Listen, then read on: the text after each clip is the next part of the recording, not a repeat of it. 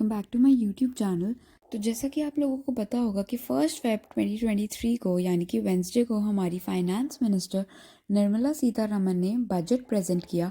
तो आइए जानते हैं उस बजट के हाइलाइट्स। तो जिन लोगों को ये नहीं पता है ये बजट क्या है और क्यों होता है, तो उन लोगों के लिए पहले मैं ये क्लियर कर दूं कि ये बजट हमारी इंडियन गवर्नमेंट के प्रीवियस ईयर के टोटल रेवेन्यू और एक्सपेंसेस बताता है। जस्ट लाइक अपने घर का बजट बनाते टाइम हम अपने मंथली इनकम और एक्सपेंसेस को अकाउंट करते हैं, इस बजट में गवर्नमेंट अपकमिंग फाइनेंशियल ईयर के लिए जो पॉलिसीज और स्टेप्स लेगी उनका भी अनाउंसमेंट करती है। सो 1 फ़रवरी को एवरी ईयर इंडिया के फाइनेंस मिनिस्टर इस बजट को अनाउंस करते हैं। तो गाइस, ये तो हो गई बजट के बारे में बेसिक इन्फॉर्मेशन। आइए अब चलते हैं बजट 2023 के हाइलाइट्स पर।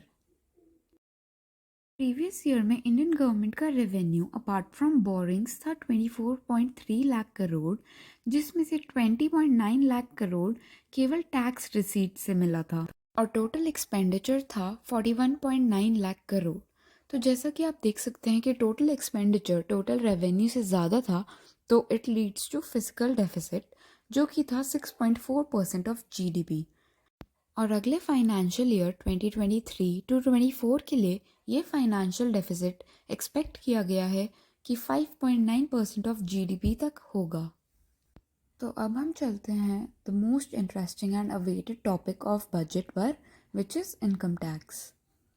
सो one of the main highlight of the budget was कि टैक्स रिजीम के अंडर इनकम टैक्स रिबेट को 5 लाख से बढ़ा के 7 लाख कर दिया।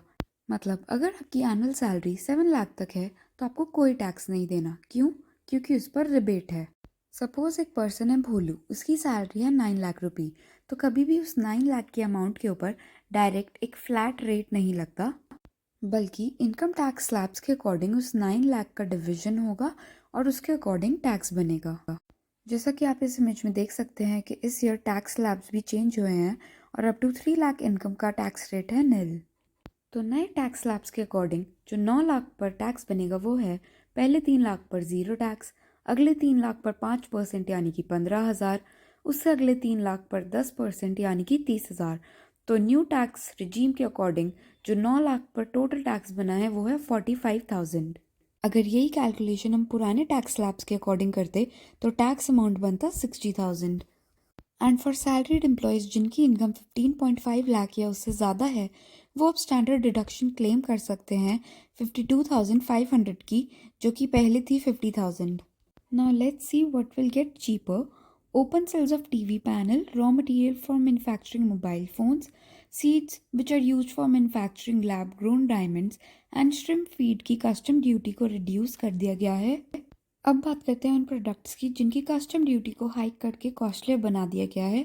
Cigarettes, article made from gold bar and kitchen electric chimney. अब देखते हैं next segment of budget. Railways is allocated 2.4 lakh crore rupees. Capital investment भी 10 लाख करोड़ से इंक्रीज हो गई, which is 3.3% of GDP. Outlay for national green hydrogen mission is 19,700 crore. Current year की estimated economic growth है 7%। Pan card will be used as a common identifier for all businesses. Increased allocation to defence sector जो कि last year थी 5.25 lakh crore rupees and अब है 5.94 lakh crore rupees. India's unemployment rate has also fell to 7.14% in January, which was the lowest in 4 months. Government has estimated a 17% higher dividend at 48,000 crore from RBI in the financial year 2024. Fertilizer and food subsidies have been reduced by 22% and 31% each for the upcoming financial year. So अब बात करते हैं stocks की which were in the news। तो Britannia का net profit 150% से बढ़कर 932 करोड़ हो गया। टाटा मोटर्स ने 6.4% की growth in vehicle sales report की in January. Maruti Suzuki reported a 12% increase in total sales which was 1.73 lakh units in Jan. Adani Ports completed its stake acquisition in Indian Oil Tanking Limited. Bajaj Auto sales fell by 21% to 2.68 lakh units in Jan. तो guys इस video के लिए इतना ही। आप comment करके बताना आपको video कैसी लगी and please subscribe my channel. Thank you.